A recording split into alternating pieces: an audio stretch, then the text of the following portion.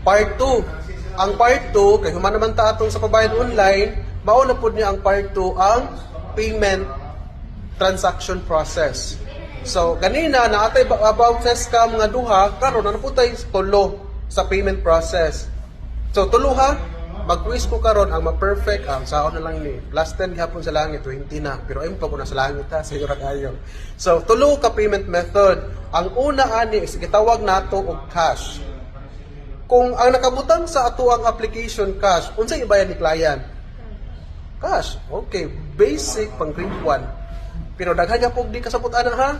Number 2 is online payment or gitawag nato to your account. Pag ang nakabutang sa application to your account, unsay process sa payment? Mosulod na siya automatic sa imuhang katong Maxim account. Muna siya ang to your account. Lahi po to ang GCash payment. Kaning GCash payment, take note, lahi jud ni siya sa to your account.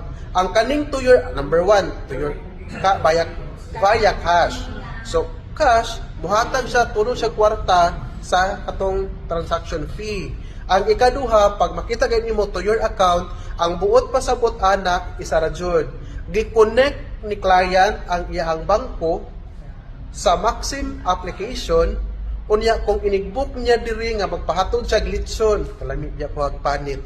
Gikan diri to lapu-lapo ang bayro nun 105, automatic ini-complete nimo as rider, ang bangko niya makuha to 105 kay mosulod dito sa imuhang wallet as e-coins. Okay? I hope clear ni number 2. Kani si number 3, mao ni ang GCash payment.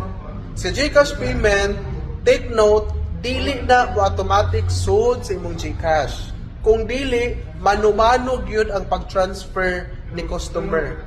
Usahay na driver dili, sir, nalibong gid ko sir kasi si customer baguhay pud sa Maxim kunya ana siya nga ang bayad daw niya through GCash unya wa siya gisin GCash.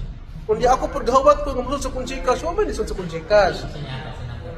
Yes, because ang sa other mga dato nga platform is automatic na sunod. So, puhon may inaana sa ta. Pero as of now, bago pa man jud ta, so mo na ato pa nang i-adjust jud. So mo na at least karon aware mo kung mabutang via GCash. So i-inform mo yung customer nga ma'am, ang GCash ma'am ha is manual ta nga mag-transfer ani.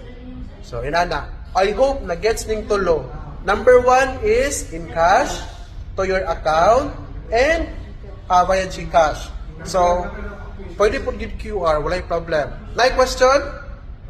Walay question. So mo, and ko sa video kay mag part 3 ta.